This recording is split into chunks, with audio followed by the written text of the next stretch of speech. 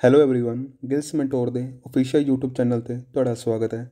ਪੰਜਾਬ ਪਟਵਾਰੀ examination ਲਈ accounts ਦਾ lecture ਅੱਜ ਅਸੀਂ 35 ਦੇਖਣ ਲੱਗੇ ਹਾਂ।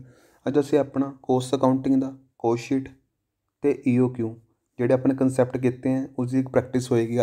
ਅੱਜ ਉਸ ਦੋਨੋਂ ਕਨਸੈਪਟ ਉੱਪਰ ਪ੍ਰੈਕਟਿਸ ਦਾ ਲੈਕਚਰ ਹੈ। ਜਿਹੜੇ ਬੱਚਿਆਂ ਨੇ EOQ ਵਾਲਾ ਲੈਕਚਰ ਨਹੀਂ ਦੇਖਿਆ ਉਹ ਸੈਚਰਡੇ ਵਾਲਾ ਲੈਕਚਰ ਦੇਖਣ ਤਾਂ ਹੀ ਉਰੇ ਪ੍ਰੈਕਟਿਸ ਕਰਨ ਆਉਣ। ਠੀਕ ਹੈ ਫਰੈਂਡਸ, ਤਾਂ ਕਿ ਉਹਨਾਂ ਨੂੰ ਜ਼ਿਆਦਾ ਬੈਟਰ ਸਮਝ ਆਏਗਾ ਕਿ ਇਕਨੋਮਿਕ ਆਰਡਰ ਕੁਆਂਟਿਟੀ ਕਹਿੰਦੇ ਕਿਹਨੂੰ ਹੈ। ठीक है फ्रेंड, मैं पूरे एक चार्ट ਨਾਲ ਸਮਝਾਇਆ ਤਾਂ ਉਹਦੇ ਨਾਲ ਤੁਹਾਨੂੰ ਅੱਛਾ ਸਮਝ ਆ ਜਾਏਗਾ। ਤਾਂ ਆਪਾਂ ਲੈਕਚਰ ਸਟਾਰਟ ਕਰਦੇ ਹਾਂ।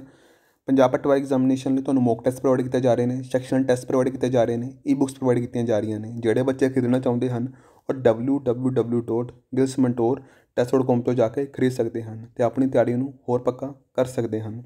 ਪਹਿਲਾ ਕੁਐਸਚਨ ਹੈ, which of the following is not N inventory. ਇਹਨਾਂ ਚਾਰਾਂ ਵਿੱਚੋਂ ਕਿਹੜੀ ਇਨਵੈਂਟਰੀ ਨਹੀਂ ਹੈ ਦੱਸੋ। Machines, raw material, finish products, consumable tools. ਕਿਹੜਾ ਆਪਸ਼ਨ ਠੀਕ ਹੋਏਗਾ ਇਸ 'ਚੋਂ।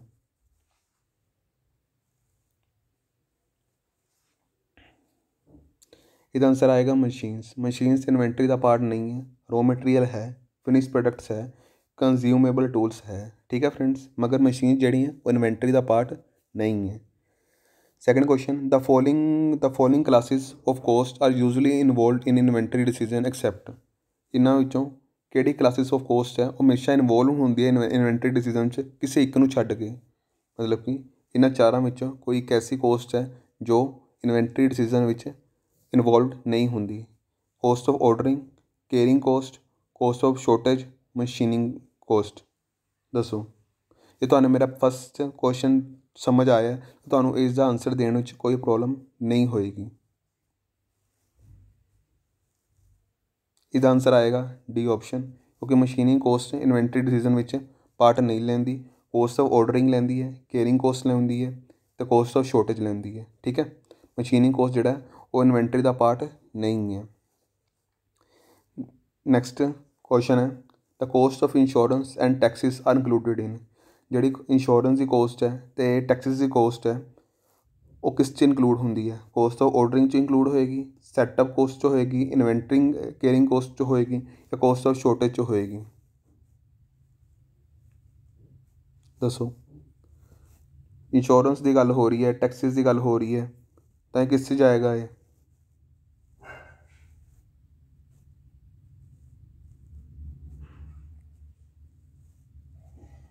ਇਹਦਾ ਆਨਸਰ ਆਏਗਾ ਸੀ ਆਪਸ਼ਨ, ਇਨਵੈਂਟਰਿੰਗ ਕੇਅਰਿੰਗ ਕੋਸਟ ਵਿੱਚ ਹੀ ਕੋਸਟ ਆਫ ਇੰਸ਼ੋਰੈਂਸ ਅਤੇ ਟੈਕਸਿਸ ਦੀ ਗੱਲ ਹੁੰਦੀ ਹੈ। ਠੀਕ ਹੈ ਫਰੈਂਡਸ, ਇਸ ਵਿੱਚ ਹੀ ਕੋਸਟ ਆਫ ਇੰਸ਼ੋਰੈਂਸ ਅਤੇ ਟੈਕਸਿਸ ਜਦੋਂ ਮੈਂ ਆਪਣੇ ਮਾਲ ਨੂੰ ਰੱਖਣ ਦੀ ਇੰਸ਼ੋਰੈਂਸ ਵੀ ਉਸ 'ਚ ਪੇ ਕਰਦੇ ਹਾਂ ਆਪਾਂ, ਟੈਕਸਿਸ ਵੀ ਉਸ 'ਚ ਪੇ ਕਰਦੇ ਹਾਂ।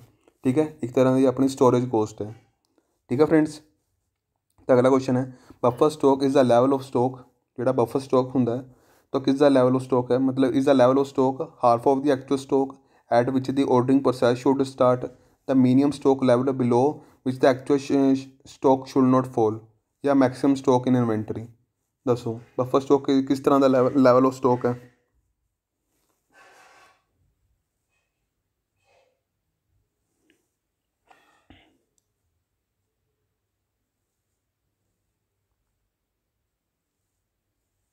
ਇਹਦਾ ਆਨਸਰ ਆਏਗਾ ਸੀ, ਇਹ ਮੀਨੀਮਮ ਸਟਾਕ ਲੈਵਲ ਬਿਲੋ ਵਿੱਚ ਦਾ ਐਕਚੁਅਲ ਸਟਾਕ ਸ਼ੁੱਡ ਨਾਟ ਫੋਲ। ਜਿਸ ਵਿੱਚ ਮੇਰਾ ਐਕਚੁਅਲ ਸਟਾਕ ਫੋਲ ਨਹੀਂ ਕਰੇਗਾ ਉਹੀ ਇਹਨੂੰ ਆਪਾਂ ਬਫਰ ਸਟਾਕ ਕਿਹਾ ਜਾਏਗਾ। ਠੀਕ ਹੈ, buffer stock is the level of stock is the minimum stock level below the which actual stock should not fall. ਅਸੀਂ ਬਫਰ ਸਟਾਕ ਰੱਖਦੇ ਹਾਂ ਨਾ, ਅਸੀਂ ਕੋਈ ਵੀ ਮਾਲ ਖਰੀਦਦੇ ਹਾਂ ਤਾਂ ਕੁਛ ਬਫਰ ਸਟਾਕ ਰੱਖ ਲੈਂਦੇ ਹਾਂ ਤਾਂ ਕਿ ਜੇ ਸਾਡਾ ਕੋਈ ਮਾਲ ਖਤਮ ਹੋਣ ਦੇ ਵੀ ਆਵੇ ਤਾਂ ਸਾਡੇ ਕੋਲ ਬਫਰ ਸਟਾਕ ਪਿਆ ਹੋਵੇ ਤਾਂ ਤਾਂ ਕਿ ਸਾਡੇ ਕੰਮ ਵਿੱਚ ਕੋਈ ਰੁਕਾਵਟ ਨਾ ਆਵੇ।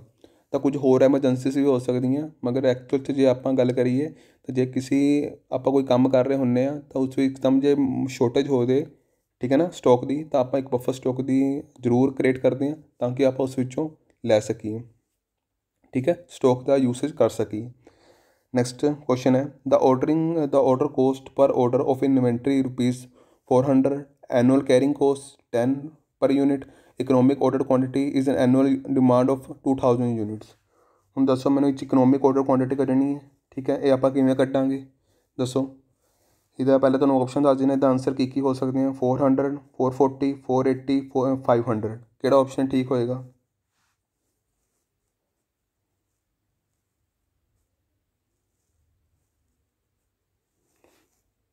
ਇਹਦਾ ਆਂਸਰ ਹੈ ਕਿਵੇਂ ਕੱਢਾਂਗੇ ਆਪਾਂ EOQ ਦਾ ਫਾਰਮੂਲਾ ਲਾਵਾਂਗੇ।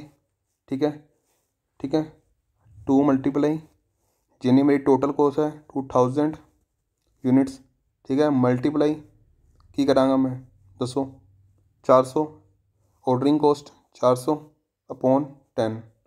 ठीक है तो इस दे नाल मेरा पूरा कट के की आंसर आ जाएगा 400 आ जाएगा। ठीक है फ्रेंड्स जो अंडर रूल ला के मैं इनू कड्डांगा तो मेरा की आंसर आ जाएगा 400 आ जाएगा। ठीक है ना फ्रेंड्स तो इसका आंसर आ जाएगा 400। इनू कहते हैं EOQ क्योंकि 400 का लैवल ही मेरा डिसाइड करेगा कि इन्ने यूनिट ते मैं इन्ने रुपीज़ यूनिट कोस्ट पर ऑर्डर ते मैं दोबारा मैं अपनी ऑर्डर इकोनॉमिक ऑर्डर क्वांटिटी दी मैं वो कर सकदा ऑर्डर कर सकदा। नैक्सट क्वेश्चन है the cost estimation include the following expenditure. किहड़े एक्सपेंडिचर इंक्लूड होंगे जो मैं कोस्ट की एस्टिमेशन कर रहा हूँ। ये कोस्ट शीट का क्वेश्चन है। कोस्ट शीट का जो तुहानूं कोस्ट शीट समझिया होवे तो इसका आंसर तुसीं जरूर दे दोगे।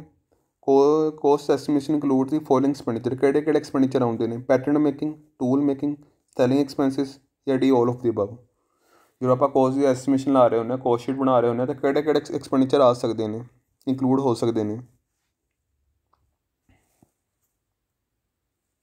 इसका आंसर आएगा डी ऑप्शन। तीनों ही इंक्लूड हो सकते हैं पैटर्न मेकिंग ठीक है टूल मेकिंग सैलिंग एक्सपेंसिस। ठीक है friends to calculate the probable cost of the product knowledge of the following factors involves. जे आपने प्रोबेबल कोस्ट प्रोडक्ट की कटनी हो तो सानू किस नॉलेज फैक्टर किहड़े फॉलोइंग फैक्टर्स इनवॉल्व हो सकते हैं।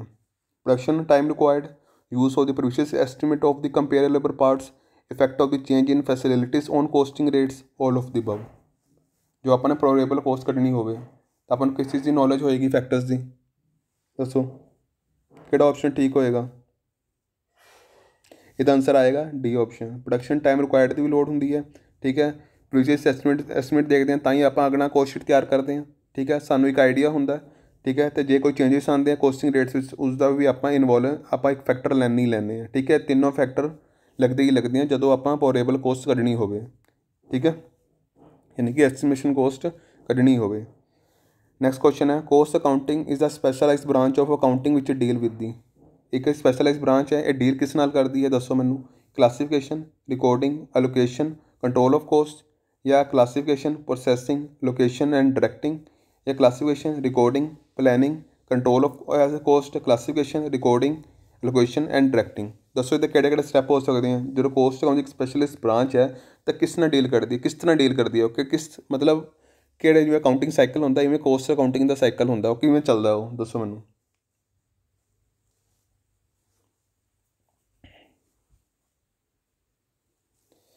इसका आंसर आएगा 8th ऑप्शन क्लासीफिकेशन होंगी है पहले फिर रिकॉर्डिंग फिर लोकेशन फिर कंट्रोल ऑफ कोस्ट। ठीक है कोस्ट अकाउंटिंग की स्पैशलाइज ब्रांच डील किस नाल करती है क्लासीफिकेशन करती है रिकॉर्डिंग करती है लोकेशन करती है तो कंट्रोल करती है। ठीक है फ्रेंड्स नैक्सट क्वेश्चन है the expenditure incurred on material labour machinery production and inspections are summed up to find the. जिहड़ा एक्सपेंडिचर इनकर्ड होंदा मेरा लेबर ते मशीनरी ते प्रोडक्शन ते इंस्पैक्शन ते इन्हां नूं सम अप करके मैं की फाइंड करदा मैं दसो इन्ना एक्सपेंडिचर नूं मैं कैलकुलेट करके मैं की फाइंड आउट करदा मैं दसो total cost of product selling price of product factory cost of product none of the above. जे तुहानूं ये एक्सपेंसिस समझ आ रहे हैं तो तुहानूं पता लग जाएगा इहदे नाल मैं की कढ सकदा।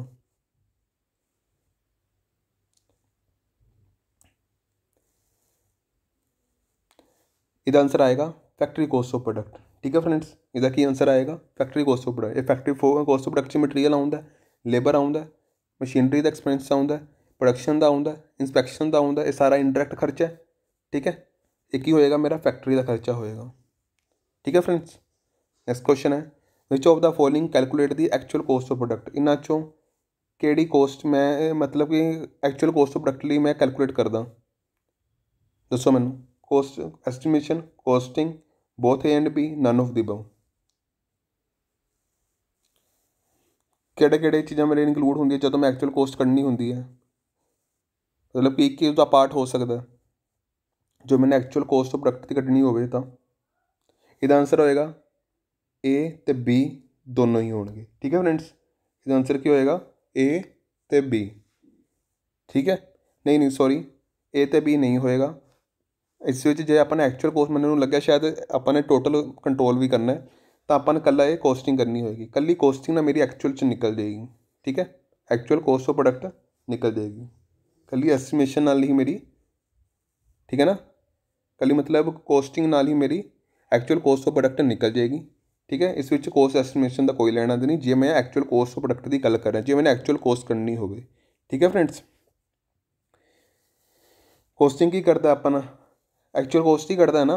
ਕੋਸਟ ਕੰਟਰੋਲ ਦਾ ਮਤਲਬ ਕੀ ਹੋਇਆ ਕਿ ਉਹ ਕੰਟਰੋਲ ਕਰਦਾ ਕੋਸਟ ਨੂੰ। ਤੁਹਾਨੂੰ ਮੈਂ ਦੱਸਿਆ ਸੀ 10 ਰੁਪਏ ਦੀ ਚੀਜ਼ ਨੂੰ ਮੈਂ 9 ਰੁਪਏ 'ਚ ਲਿਆਉਣਾ ਚਾਹੁੰਦਾ, ਤਾਂ ਕਿ ਜੇ 2 ਰੁਪਏ ਮੁਨਾਫਾ ਲਾ ਕੇ 11 ਰੁਪਏ ਦੀ ਵੇਚ ਸਕਾਂ। ਪਹਿਲੇ ਉਹ ਕਿੰਨੇ ਦੀ ਵੇਚ ਰਹੇ ਸੀ, 2 ਰੁਪਏ ਦੀ ਲਾ ਕੇ 12 ਰੁਪਏ ਦੀ ਵੇਚ ਰਿਹਾ ਸੀ, ਠੀਕ ਹੈ।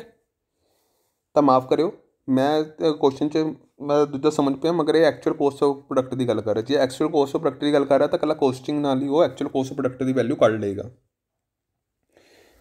11ਵਾਂ क्वेश्चन है, cost data provide the invaluable information for taking the following managerial decisions. Cost data की प्रोवाइड करता इन्फॉर्मेशन जिहदे नाल आपां मैनेजरियल डिसीजन लै सकते हैं। To make or buy, to own और hire fix asset, determine the expansion or contraction policy, all of the above.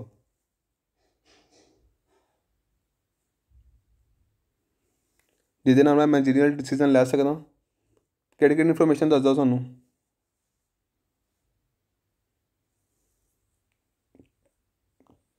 ਕਿਹੜੇ ਫੈਕਟਰ ਹੁੰਦੇ ਜੋ ਮੈਨੂੰ ਇੱਕ ਡਿਸੀਜਨ ਲੈਣ 'ਚ ਹੈਲਪਫੁਲ ਹੁੰਦੇ ਆ। ਇਹਦਾ ਆਨਸਰ ਆ ਜਾਏਗਾ ਡੀ ਆਪਸ਼ਨ। ਆਪਾਂ ਮੇਕ ਐਂਡ ਬਾਏ ਦੇ ਵੀ ਡਿਸੀਜਨ ਲੈਂਦੇ ਹਾਂ, ਕਿਸ ਆਧਾਰ 'ਤੇ ਲੈਂਦੇ ਹਾਂ, ਕੋਸਟ ਅਕਾਊਂਟਿੰਗ ਦੇ ਆਧਾਰ 'ਤੇ। ਕੋਈ ਚੀਜ਼ ਲਈਏ, ਕੋਈ ਚੀਜ਼ ਬਣਾਈਏ ਜਾਂ ਲਈਏ, ਠੀਕ ਹੈ, ਠੀਕ ਹੈ, ਜਾਂ ਹਾਇਰ ਕਰੀਏ ਜਾਂ ਆਪਣੀ ਖਰੀਦੀਏ, ਠੀਕ ਹੈ, ਜਾਂ ਕੰਟਰੈਕਸ਼ਨ ਪੋਲਿਸੀ ਵੱਲ ਧਿਆਨ ਦਈਏ, ਜਾਂ ਕੋਈ ਚੀਜ਼ ਐਕਸਪੈਂਸ਼ਨ ਕਰੀਏ, ਠੀਕ ਹੈ। ਇਹ ਸਾਰਾ ਕੁਝ ਆਪਾਂ ਨੂੰ ਕਿਵੇਂ ਪਤਾ ਲੱਗਦਾ, ਕੋਸਟ ਡਾਟਾ ਤੋਂ ਹੀ ਪਤਾ ਲੱਗਦਾ, ਠੀਕ ਹੈ ਨਾ। ਜਦੋਂ ਆਪਾਂ ਉਸਦੀ ਟੈਕਨੀਕ ਮੈਥਡ ਲਾ ਕੇ ਜੋ ਕੋਈ ਚੀਜ਼ ਕੱਢਦੇ ਹਾਂ, ਉਸ ਦੇ ਨਾਲ ਸਾਨੂੰ ਆਪਾਂ ਮੈਨੇਜਰੀਅਲ ਡਿਸੀਜਨ ਲੈ ਸਕਦੇ ਹਾਂ, ਠੀਕ ਹੈ। ਬਹੁਤ ਹੈਲਪਫੁਲ ਹੁੰਦਾ, ਇੱਕ ਬਿਜ਼ਨਸ ਚਲਾਉਣ ਵਿੱਚ ਬਹੁਤ ਹੈਲਪਫੁਲ ਹੁੰਦਾ।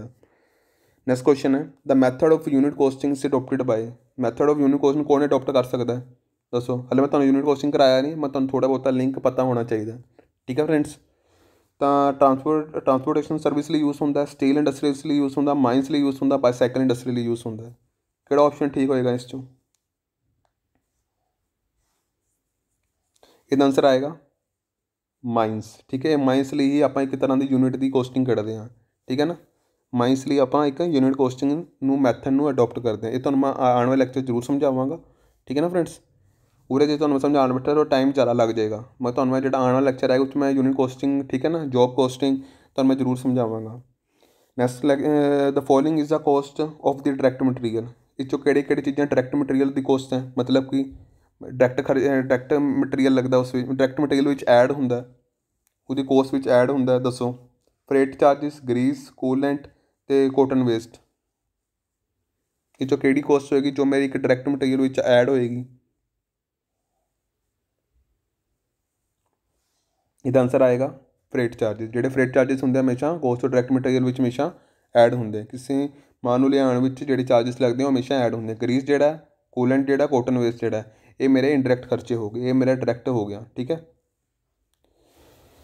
ਅਗਲਾ ਕੁਐਸਚਨ ਹੈ, the following is the cost of indirect material. ਹੁਣ ਮੇਰੇ ਇਨਡਾਇਰੈਕਟ ਮਟੀਰੀਅਲ ਦੱਸੋ ਮੈਨੂੰ। Lubricant oil, octroi, import duties, insurance. ਇਹ 'ਚੋਂ ਕਿਹੜਾ ਮੇਰਾ ਇਨਡਾਇਰੈਕਟ ਮਟੀਰੀਅਲ ਹੋ ਸਕਦਾ। ਆਪਾਂ ਨੂੰ ਉੱਪਰ ਪਤਾ ਲੱਗਿਆ ਡਾਇਰੈਕਟ ਮਟੀਰੀਅਲ ਦਾ ਉਹ ਹੋ ਗਿਆ ਸੀ ਫਰੇਟ ਚਾਰਜਿਸ, ਮਗਰ ਜਿਹੜੇ ਇਨਡਾਇਰੈਕਟ ਮਟੀਰੀਅਲ ਕਿਹੜੇ ਹੋ ਸਕਦੇ ਆ, ਦੱਸੋ।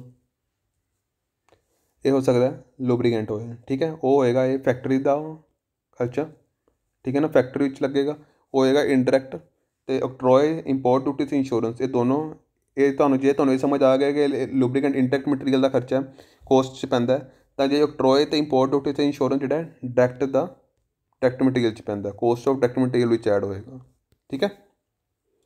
ਅਗਲਾ ਕੁਐਸਚਨ ਹੈ, the following is also known as the overhead cost or on cost. ਦੱਸੋ ਇਹ 'ਚੋਂ ਕਿਹੜੀ ਓਵਰਹੈਡ ਕੋਸਟ ਹੋ ਸਕਦੀ ਹੈ, ਜਿਹਨਾਂ ਨੂੰ ਆਪਾਂ ਓਵਰਹੈਡ ਕੋਸਟ ਜਾਂ ਓਨ ਕੋਸਟ ਕਹਿ ਸਕਦੇ ਹਾਂ, ਦੱਸੋ। Cost of indirect labour, cost of indirect labour, direct expenses, indirect expenses.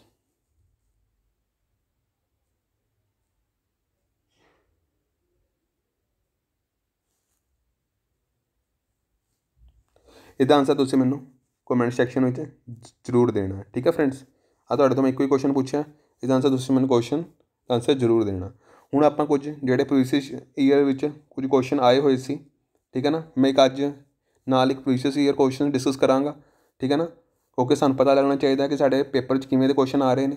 ਤਾਂ ਮੈਂ ਪ੍ਰੀਵੀਅਸ ਈਅਰ ਕੁਐਸਚਨ ਲੈ ਰਿਹਾ ਜੋ ਪਟਵਾਰੀ ਐਗਜ਼ਾਮੀਨੇਸ਼ਨ 'ਚ ਆਏ ਹੋਏ ਨੇ, ਠੀਕ ਹੈ।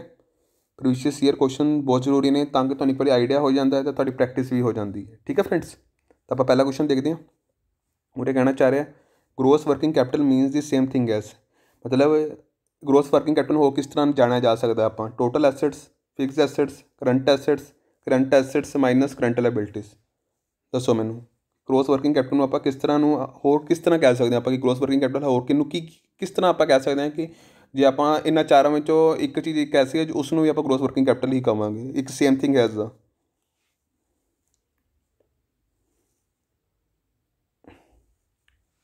ਇਹਦਾ ਆਂਸਰ ਆਏਗਾ ਸੀ ਆਪਸ਼ਨ, ਠੀਕ ਹੈ, ਕਰੰਟ ਐਸੈਟ।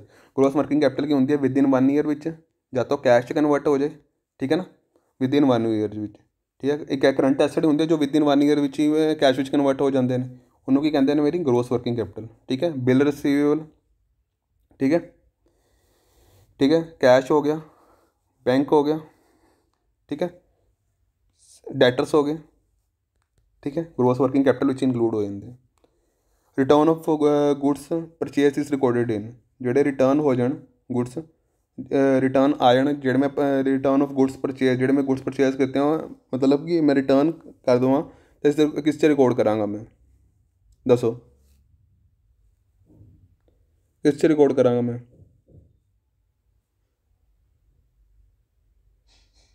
ਇਹ ਤੁਹਾਨੂੰ ਮੈਂ ਕਰਾ ਚੁੱਕਾ, ਇਹਦਾ ਆਂਸਰ ਤੁਹਾਨੂੰ ਪਤਾ ਹੋਣਾ ਚਾਹੀਦਾ 68 ਦਾ ਕੁਐਸਚਨ। ਇਹਦਾ ਤੁਸੀਂ ਮੈਨੂੰ ਕਮੈਂਟ ਸੈਕਸ਼ਨ ਵਿੱਚ ਜ਼ਰੂਰ ਦੇਣਾ। ਇੱਕ ਜਿਹੜਾ ਉੱਪਰਲਾ ਕੁਐਸਚਨ ਪੁੱਛਿਆ ਤੁਹਾਡੇ ਤੋਂ ਮੈਂ 15 ਅਤੇ ਇੱਕ ਆ ਗਿਆ 68, ਠੀਕ ਹੈ। ਓਕੇ, ਇਹਦਾ ਤੁਹਾਨੂੰ ਪਤਾ ਹੋਣਾ ਚਾਹੀਦਾ। ਤਾਂ ਮੈਂ ਸਮਝਾਇਆ ਸੀ ਰਿਟਰਨ ਆਊਟਵਰਡ ਕਿਹਨੂੰ ਕਹਿੰਦੇ, ਰਿਟਰਨ ਇਨਵਰਡ ਕਿਹਨੂੰ ਕਹਿੰਦੇ ਨੇ, ਠੀਕ ਹੈ। ਤਾਂ ਤੁਹਾਨੂੰ ਜਨਰਲ ਕਿਹਨੂੰ ਕਹਿੰਦੇ ਨੇ, ਕੈਸ਼ ਬੁੱਕ ਕਿਹਨੂੰ ਕਹਿੰਦੇ ਨੇ। ਤਾਂ ਇੱਕ ਵਾਰੀ ਤੁਸੀਂ ਆਪ ਵੀ ਕਰਿਓ, ਠੀਕ ਹੈ ਨਾ, ਅਤੇ ਤੁਹਾਨੂੰ ਆਪਣੇ ਆਪ ਨੂੰ ਕੌਨਫੀਡੈਂਸ ਆਏਗਾ ਕਿ ਜੇ ਮੈਂ ਪ੍ਰੀਵੀਅਸ ਈਅਰ ਕੁਐਸਚਨ ਠੀਕ ਕਰ ਪਾ ਰਿਹਾ ਤਾਂ ਮੈਨੂੰ ਕੋਈ ਪ੍ਰੋਬਲਮ ਨਹੀਂ ਆਉਣੀ ਚਾਹੀਦੀ। ਦੱਸੋ ਲੋਸ ਆਫ ਦੀ ਪ੍ਰੋਫਿਟ ਪੋਲਿਸੀ ਕਵਰਸ ਦੀ, ਜਿਹੜੀ ਪ੍ਰੋਫਿਟ ਪੋਲਿਸੀ ਕਵਰ ਹੁੰਦੀ ਹੈ loss of profit due to, ਜਿਹੜਾ ਲੋਸ ਆਫ ਪ੍ਰੋਫਿਟ ਹੁੰਦਾ ਕਿਸ ਕਰਕੇ ਹੋ ਸਕਦਾ ਮੇਰਾ, ਬਸ ਉਰੇ ਮੇਨ ਪੁੱਛਿਆ ਕਿ ਜਿਹੜਾ loss of profit policy cover ਕਰਦੀ ਹੈ ਲੋਸ ਆਫ ਪ੍ਰੋਫਿਟ ਨੂੰ, ਉਹ ਕਿਸ ਕਰਕੇ ਹੋਏਗਾ, ਲੋਸ ਆਫ ਪ੍ਰੋਫਿਟ ਕਿਸ ਕਰਕੇ due to loss of sale, non recovery of the standing charges, both loss of sales as well as standing charges, none of the above। ਜਿਹੜੀ ਮੇਰੀ ਪ੍ਰੋਫਿਟ ਪੋਲਿਸੀ ਹੈ ਲੋਸ ਦੀ, ਉਹ ਜਿਹੜੀ ਕਵਰ ਕਰਦੀ ਹੈ loss of profit ਨੂੰ, ਕਿਸ ਕਰਕੇ ਕਰਦੀ ਹੈ, ਕੀ ਹੁੰਦਾ ਜਦੋਂ ਲੋਸ ਆਫ ਪ੍ਰੋਫਿਟ ਲੋਸ ਹੋ ਜਾਂਦਾ ਪ੍ਰੋਫਿਟ। ਇਹਦਾ ਆਨਸਰ ਆਏਗਾ ਸੀ, ਬੋਥ ਲੋਸ ਆਫ ਸੇਲ, ਜੇ ਸੇਲ ਦੀ ਘਾਟਾ ਪੈ ਜਾਏ ਅਤੇ ਸਟੈਂਡਿੰਗ ਚਾਰਜਿਸ ਕਰਕੇ, ਠੀਕ ਹੈ। ਤਾਂ ਸੀ ਆਪਸ਼ਨ ਲੱਗ ਜਾਏਗਾ ਇਸ ਵਿੱਚ। ਨੈਕਸਟ ਕੁਐਸਚਨ ਹੈ accounting can take into the account, accounting can take into account ਕੀ ਲੈਂਦਾ ਉਹ, ਓਨਲੀ ਮੋਨਿਟਰੀ ਟ੍ਰਾਂਜੈਕਸ਼ਨ ਲੈਂਦਾ ਹੈ, ਨੋ ਮੋਨਿਟਰੀ ਟ੍ਰਾਂਜੈਕਸ਼ਨਸ ਲੈਂਦਾ ਹੈ, A and B ਲਏਗਾ ਜਾਂ ਨਨ ਆਫ ਦਿਸ ਹੋਏਗਾ। ਇਹਦਾ ਬਹੁਤ ਆਸਾਨ ਹੈ, ਤਾਂ ਤੁਹਾਨੂੰ ਆਉਂਦਾ ਹੋਏਗਾ। ਇਹਦਾ ਆਨਸਰ ਆਏਗਾ ਓਨਲੀ ਮੋਨਿਟਰੀ ਟ੍ਰਾਂਜੈਕਸ਼ਨਸ, ਠੀਕ ਹੈ ਫਰੈਂਡਸ। ਕੀ ਲਏਗਾ monetary transactions. Goodwill is the, ਦੱਸੋ ਮੈਨੂੰ ਕੀ ਹੋਏਗੀ, ਇਮੂਵੇਬਲ ਐਸੈਟ, ਅ ਫਿਕਟੀਸ਼ੀਅਸ ਐਸੈਟ, ਇੰਟੈਂਜੀਬਲ ਐਸੈਟ, ਅ ਕਰੰਟ ਐਸੈਟ। ਕਿਹੜਾ ਆਪਸ਼ਨ ਠੀਕ ਹੋਏਗਾ ਇਸ 'ਚੋਂ, ਇਹ 'ਚ ਆਪਸ਼ਨ ਹੋ ਜਾਏਗਾ ਇੰਟੈਂਜੀਬਲ ਐਸੈਟ। ਇਹ ਸਾਨੂੰ ਦਿਖਾਈ ਨਹੀਂ ਦਿੰਦਾ ਮਗਰ ਸਾਡਾ ਇਹ ਫਿਕਸ ਐਸੈਟ ਹੈ, ਠੀਕ ਹੈ ਫਰੈਂਡਸ। ਗੁੱਡਵਿਲ ਮਤਲਬ ਰੈਪੂਟੇਸ਼ਨ। ਅੱਗੇ ਹੈਗਾ ਆਪਣੇ ਟਰੇਡਰ ਸੇਲ ਦਿੱਤੀ ਹੋਈ ਹੈ, ਠੀਕ ਹੈ, ਟਰੇਡਰ ਸੇਲ ਦਿੱਤੀ ਹੋਈ ਹੈ 18,000 ਐਂਡ ਗਰੋਸ ਪ੍ਰੋਫਿਟ ਦਿੱਤਾ ਹੋਇਆ। ਉਹਨਾਂ ਨੇ ਕਿਹਾ ਜਿਹੜਾ ਸੇਲ ਟਰੇਡਰ ਸੇਲ ਦਿੱਤੀ ਇੰਨੀ, ਗਰੋਸ ਪ੍ਰੋਫਿਟ ਕਿੰਨਾ ਹੋਏਗਾ ਮੇਰਾ 60% ਅਤੇ ਨੈੱਟ ਪ੍ਰੋਫਿਟ ਹੋਏਗਾ 40%। ਤਾਂ ਮੈਨੂੰ ਇਹਨਾਂ ਵਿੱਚੋਂ ਕੋਈ ਐਕਸਪੈਂਸਿਸ ਦੱਸੋ, ਵਿੱਚੋਂ ਉਹਦਾ following expenses if there is a note indirect income. ਜੇ ਮੇਰੀ ਕੋਈ ਇੰਡਾਇਰੈਕਟ ਇਨਕਮ ਨਹੀਂ ਹੈ ਤਾਂ ਐਕਸਪੈਂਸਿਸ ਕਿੰਨੇ ਹੋਣਗੇ ਮੇਰੇ। ਜੇ ਮੈਂ 18,000 ਚੋਂ ਕੀ ਨਾਮ ਹੈ 18,000 ਚੋਂ 60% ਕੀ ਨਾਮ ਹੈ ਕੀ ਕੱਢ ਲਵਾਂ ਮੈਂ, ਦੱਸੋ ਮੈਨੂੰ। ਨੈੱਟ ਪ੍ਰੋਫਿਟ ਕੱਢ ਲਵਾਂ, ਗਰੋਸ ਪ੍ਰੋਫਿਟ ਕੱਢ ਲਵਾਂ, ਠੀਕ ਹੈ। ਫਿਰ ਗਰੋਸ ਪ੍ਰੋਫਿਟ ਕੱਢ ਲਵਾਂ ਅਤੇ ਉਹ ਕਹਿ ਰਿਹਾ 40% ਜਿਹੜਾ 18,000 ਦਾ ਉਹ ਕੀ ਹੈ ਮੇਰਾ ਨੈੱਟ ਪ੍ਰੋਫਿਟ ਹੈ। ਅਤੇ ਗਰੋਸ ਪ੍ਰੋਫਿਟ ਵਿੱਚੋਂ ਮਤਲਬ ਕਿ ਨੈੱਟ ਪ੍ਰੋਫਿਟ ਜਿੰਨਾ ਨੈੱਟ ਪ੍ਰੋਫਿਟ ਆਇਆ, ਠੀਕ ਹੈ, ਗਰੋਸ ਪ੍ਰੋਫਿਟ ਅਤੇ ਨੈੱਟ ਪ੍ਰੋਫਿਟ 'ਚ ਜਿੰਨਾ ਡਿਫਰੈਂਸ ਆ ਰਿਹਾ, ਜਿਵੇਂ 60% ਜਿਵੇਂ ਕਹਿ ਰਿਹਾ 18,000 ਚੋਂ 60% ਜਿਹੜਾ ਹੋਏਗਾ ਉਹ ਮੇਰਾ ਗਰੋਸ ਪ੍ਰੋਫਿਟ ਹੋਏਗਾ, ਠੀਕ ਹੈ, ਗਰੋਸ ਪ੍ਰੋਫਿਟ ਹੋਏਗਾ, ਠੀਕ ਹੈ। ਅਤੇ 40% ਕੀ ਹੈ ਮੇਰਾ ਨੈੱਟ ਪ੍ਰੋਫਿਟ, ਨੈੱਟ ਪ੍ਰੋਫਿਟ। ਅਤੇ ਜਿਹੜਾ ਡਿਫਰੈਂਸ ਹੋਏਗਾ ਉਹ ਕਹਿ ਰਿਹਾ ਇੰਡਾਇਰੈਕਟ ਇਨਕਮ ਨਹੀਂ ਹੈ, ਜਿਹੜਾ ਡਿਫਰੈਂਸ ਹੋਏਗਾ ਉਹ ਐਕਸਪੈਂਸ ਹੋਏਗਾ। ਜੋ ਐਕਸਪੈਂਸ ਹੋਏਗਾ ਤਾਂ ਕਿੰਨੀ ਅਮਾਊਂਟ ਦਾ ਹੋਏਗਾ ਦੱਸੋ ਮੈਨੂੰ, 7200 ਹੋਏਗਾ, 2500 ਹੋਏਗਾ, 3600 ਹੋਏਗਾ, 6480 ਹੋਏਗਾ। दसो मैनू, इसका आंसर मैनू जरूर दिओ।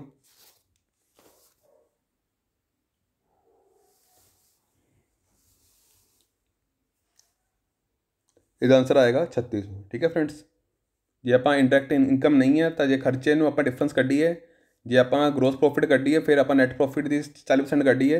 ਪਹਿਲੇ ਆਪਾਂ ਕੀ ਕਰਾਂਗੇ, 18000 ਦਾ 60% ਕਰਾਂਗੇ ਜਿੰਨੀ ਅਮਾਊਂਟ ਆਏਗੀ, ਤੇ ਫਿਰ ਹੀ 18000 ਦਾ ਫਿਰ 40% ਕਰਾਂਗੇ। ਇਹਨਾਂ ਦੋਨਾਂ ਨੂੰ ਆਪਸ 'ਚ ਮਾਈਨਸ ਕਰਾਂਗੇ। ਠੀਕ ਹੈ ਨਾ, 18000 ਦਾ 60% ਕੱਢਾਂਗੇ, ਫਿਰ 18000 ਦਾ 40% ਕੱਢਾਂਗੇ। ਇਹਨਾਂ ਫਿਰ ਦੋਨਾਂ ਨੂੰ 60% ਵਾਲੇ ਨੂੰ ਤੇ 40% ਵਾਲੇ ਨੂੰ ਦੋਨਾਂ ਨੂੰ ਆਪਸ 'ਚ ਮਾਈਨਸ ਕਰਾਂਗੇ। माइनस करेंगे, जो डिफरेंस आएगा वो की होएगा, मेरा एक्सपेंस होएगा। ठीक है फ्रेंड्स, केड़ा ऑप्शन लगेगा इससे, फिर सी ऑप्शन लग जाएगा। अगला क्वेश्चन है, the ABR the partners, ABR the partner sharing profit, हले मैं तुहानूं कराया ना प्रॉफिट शेयरिंग रेशो, मैं तुहानूं तां भी आना चाहिए। ठीक है, मतलब कि तुहानूं थोड़ा बहुता पता होना चाहिए। ABR दी पार्टनर्स आपस में तो अपना प्रॉफिट किवें शेयर कर रहे हैं, AB दे अपना प्रॉफिट किवें शेयर कर रहे हैं AB विच, मतलब कि 3:2, यानी कि 3/5 ਤੇ 2/5। ठीक है, तो C ऐड होंदा है, C आउंदा है। ठीक है, C इज़ एडमिट, मतलब C नवा बंदा आउंदा उन्हां दी इन्हां AB विच, तो वो कहंदा मैं 1/3 लवांगा प्रॉफिट विच। ठीक है, तो आपां ने न्यू प्रॉफिट शेयरिंग रेशियो दसनी है, तो आपां किवें दसांगे, ये A है, ये B है। ठीक है, इहदा पहले किन्ना सी, इहदा 1/3, ये 1/3 लेना चाहता है। ठीक है, यानी कि दोनों पार्टनर तो लेगा 1/3, तो A दा किन्ना पार्ट सी, 3/5 सी।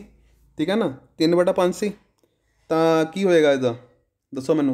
इदा पर 1/3 करांगे तो 3/15, इस तो 3/15 लेगा, इस तो B तो कितना लेगा, 2/5। ठीक है, इदा भी 1/3 करांगे तो यह भी इदा 2/15 लेगा। ठीक है, तो टोटल 90 का कितना शेयर हो गया, C का कितना शेयर हो गया, जो 3/15 प्लस 2/15 तो 5/15, 5/15 हो गया जाएगा C का। ठीक है ना फ्रेंड्स, C का की आंसर हो जाएगा 5/15। मगर उन्हें की पूछा, उरे पूछा C का नहीं पूछा, उन्हें टोटल पूछा, सारे पार्टनर का पूछा। तो आप की करांगे, A का जोड़ा 3/5 सी, उस विचों कितना माइनस करांगे, जिन्होंने A तो लिता, कितना लिता उसने A तो, दसो मैनू। ये तो तुहानूं हुणी दस्सिया, तुहानूं मैं कितना लिता सी, तो आप A का हुणी कट्टिया नहीं सी, आ देखो 3/5, तो इचों 1/3 लै रहे, तो कितना लिता 3/15। ठीक है, 3/15, तो 3/5 विचों 3/15 माइनस करांगे। ठीक है, 3/15 माइनस करांगे ना, और 15 रख लांगे, तो इन्हूं मल्टीप्लाई 3 ना करांगे, 9 तो 3, 9 जो 3 गए 6/15। ठीक है, ये नवी रेशो की आ गई मेरी, ये नवी रेशो की आ गई 6/15। ठीक है ना, 6/15 आ गई। ये अपन किवें आई, जी वो पुरानी रेशो सी उस विचों जिहड़ा C 1/3 लै गया, 1/3 माइनस कर देंगे, उसों 1/3 कितना आया से अपना 3/15। ठीक है, 3/5 चों माइनस 3/15, तो मेरी नवी रेशो की आ गई 6/15। तो B का भी इवें कड्डांगे, B का कितना लिता से उन्हें 2/15 उससे चक्या सी। ठीक है ना, 2/5 विचों 2/15 माइनस करांगे, तो 15, इनू मल्टीप्लाई 3 नाल, 3 2 6 2, 4/15। ठीक है ना, B की नवी रेशो की आ गई 4/15। C का तो अपना पता ही है, C की कितनी रेशो है 5/15, और तिनों की रेशो किमें हो जाएगी, ए दी कितनी है 6/15। ठीक है, ए दी कितनी है 6/15, तो 4/15 तो 5/15। ठीक है फ्रेंड्स, कितना हो जाएगा 6 4 5। ठीक है, 6 4 10 तो 5, आप देख लाँगे ये नवी रेशो आ गई अपनी। ठीक है, किहड़ा ऑप्शन ठीक होएगा इस चों, ये ऑप्शन। ये ऑप्शन किवें आया, क्योंकि अपने 1/3 लै रहा सी वो हरेक पार्टनर तो। ठीक है, हरेक पार्टनर तो 1/3 लै रहा सी, तो A चों भी माइनस होएगा तो B चों भी माइनस होएगा। जो A चों माइनस करेगा 1/3, ठीक है, तो वो A की नवी रेशो आ जाएगी 6/15। जो B का माइनस करेगा तो B की आ जाएगी 4/15, तो अपनी वो नवी रेशो की आ जाएगी। जो दोनों चों लिता ना उन्हें, फिर दोनों का प्लस करेगा, वो अपनी रेशो आ जाएगी। ठीक है, 1/3 सीधा माइनस से होएगा, जिन्नी वो रेशो है, जिवें 3/5 रेशो है, इचों मल्टीप्लाई करके इचों इन्ना गुणा ले लेगा वो। ठीक है, कितना ले लिया उन्हें 3/15 ले लिया पहले तो, फिर दूजे तो भी 2/15 ले लिया, तो टोटल की रेशो कितनी होगी 5/15। ठीक है, 5/15, तो फिर अपने नवी रेशो तो कढ़नी है, नवी रेशो आप इवें थोड़ा कर रख देंगे। ठीक है ना, 3 2 थोड़ा रख देंगे, क्योंकि माइनस तो करेंगे, क्योंकि उन्हें उस चों हरेक चों 1/3 लेता है, तो उन्होंने माइनस करके दिखाना पेगा। तो पहले का 3/5 विचों 1/3 माइनस करांगे आप 3/15, कि माइनस करके जिन्ना आएगा 6/15 आ गया सी। ठीक है, 6/15, इवें दूजे का माइनस करके 4/15, तीजे का तो आया ही होया है नवी रेशो 5/15। जो इन्होंने सामने रखांगे आप 6/15, 4/15 तो 5/15, ठीक है। थले ये कट जाएंगे क्योंकि सेम है, तो अपन बस ये रेशो दिखानी है 6, 4, 5, ठीक है फ्रेंड्स। नेक्स्ट क्वेश्चन है हूँ कॉस्ट ऑफ गुड्स सोल्ड आ गया। ओपनिंग इन्वेंटरी दी हुई है 3500, क्लोजिंग दी हुई है 1500, कॉस्ट ऑफ गुड्स सोल्ड दी हुई है 22,000। अपने परचेसिंग की अमाउंट पता करनी है, ठीक है। टेंशन लैंड की लोड़ नहीं, अपने की करना है ओपनिंग दी है 3500, जिमें आप कॉस्ट ऑफ गुड्स सोल्ड करते हैं ओपनिंग प्लस करते हैं, ओपनिंग चो क्लोजिंग माइनस करते हैं, इचो माइनस कर दो 1500, कितना बच गया और 2,000 बच गया, ठीक है। तो 2,000 मेरा की आ गया, मैं मान के चल रहा कि 2,000 उसके सामने मेरी कॉस्ट ऑफ गुड्स सोल्ड पई है, ठीक है। कॉस्ट ऑफ गुड्स सोल्ड कितनी पई है 22,000, तो मैं 22,000 देख लाँगा जो मेरी 22,000 रुपई है, मेरी तो एक्चुअल वैल्यू ओपनिंग चो माइनस करके 3500 चो 1500 माइनस करके 2,000 आ रहा है। इसका मतलब जो मैं 22,000 चो 2,000 माइनस कर देवां, 22,000 चो 2,000 माइनस करदा, मेरी परचेसिस की वैल्यू आ जाएगी नहीं आ जाएगी, ठीक है ना। अपने सिर्फ जिमें फॉर्मूला ना उमें अप्लाई करना है, जो चीज़ देती है बस उन्होंने उमें ऐड करके 3500 चो 1500 माइनस करके 2,000 आ गया, तो मेरी कॉस्ट ऑफ गुड्स सोल्ड मेरे सामने पई है 22,000। इसका मतलब कि जो मैं 2,000 इचों माइनस करदा तो मेरी अमाउंट कितनी आ जाएगी, अमाउंट ऑफ परचेसिस निकल आऊगी। तो और केड़ा ऑप्शन ठीक हो जाएगा, ए ऑप्शन, ठीक है फ्रेंड्स। अगे आ गया data turnover ratio. Data turnover ratio की होंदा है कि वो जिहड़ा इचों डेटा टर्नओवर रेशो ऐसी होंदी है कि वो एक आप रेशो कटते हैं जिस सानू पता लग जाता है कि वो 1 साल में कितनी बारी पेमेंट करेगा डेटस जिस तो मैंने पैसा लेना है। तो की होंदा है कि इस कड़ी ऑप्शन लगता है कि जी क्रेडिट सेल होंदी है ना, credit sale upon average account receivable, इसनों मैं इस तरह ऑप्शन लगाऊना ताकि मेरी आंसर निकल आए, ठीक है ना। नैट क्रेडिट सेल, ठीक है, net credit sale upon account receivable, average account receivable, जिस मैं की कर लेना डेटस टर्नओवर रेशो कर लेना। ये मैंने पता लग जाता है जेडे मेरे जिन्होंने मैंने पैसा देना है वो मैंने साल कितनी बार पेमेंट कर रहे हैं, ठीक है। तो उरे लिखा है डेटस टर्नओवर रेशो, तो मैं जो फॉर्मूला का एक्सप्लेनेशन करांगा ना, एक कंसैप्ट आएगा वो तो मैं होर तरीके समझावांगा। फिलहाल तो मेरे दस दिन का फॉर्मूला की होंगे जी क्रेडिट सेल लैंने हमेशा, क्रेडिट सेल नैट सेल नहीं लेंगे, क्रेडिट सेल लैंने अपॉन एवरेज अकाउंट रिसीवेबल, जिन्हें मेरे एवरेज अकाउंट रिसीवेबल है, ठीक है। ये एवरेज क्यों लिते हैं मैंने, इस विच दोनों प्लस हो जाएंगे, ठीक है। क्रेडिट के जोड़े दूजे भी लॉन्ग टर्म तो शॉर्ट टर्म भी, ठीक है। तो मैं डेटस टर्नओवर रेशो लेना, ठीक है। तो ये 4 का की मतलब होया कि ये 4 टाइम्स का मतलब होया कि 4 टाइम्स इन्ना ईयर मैंने पे करनगे, ठीक है। 4 टाइम्स इन्ना ईयर मैंने डेटस मेरी पेमेंट कर रहे हैं, ठीक है। 4 टाइम्स इन्ना ईयर जे मैं 12 ਨੂੰ मल्टीप्लाई करदा, 1 साल किन्ने मंथ्स होंगे ने 12, तो मैंने 4 ਨਾਲ मल्टीप्लाई करदा किन्ने आ गया 3 मंथ्स में मैंने पेमेंट हो रही है, हर एक 3 महीने बाद मैंने पेमेंट हो रही है, तो इसका मतलब सी ऑप्शन, ठीक है। इसका की आंसर आ जाएगा सी ऑप्शन, ठीक है फ्रेंड्स। जो तुहानू हले भी थोड़ी प्रॉब्लम है, मैं तुहानू कंसैप्ट वाइज ये तो है नहीं कि जो तुहानू मैं उरे क्वेश्चंस कराने वो तुहानू मैं होर डिटेलिंग नहीं कराऊंगा। ये सारे कंसैप्ट जिवें प्रॉफिट शेयरिंग रेशो है ये तुहानू मैं समझावांगा, डाटा टर्नओवर रेशो ये तुहानू मैं समझावांगा, ठीक है फ्रेंड्स, ठीक है। कुछ क्वेश्चन तुहानू मैं करवा भी चुका, ठीक है ना। तो तुहानू ईजी रहेगा जो आप नाना प्रीवियस ईयर क्वेश्चन भी लैके चलीए तो तुहानू ईजी रहेगा, ठीक है। जो तुहानू तां भी कोई प्रॉब्लम आउंदी है तुसीं मैनू कमेंट करियो, तुहानू मैं उसका आंसर जरूर देवांगा जो तुहानू कोई प्रॉब्लम आउंदी है, ठीक है ना फ्रेंड्स। Okay, thank you.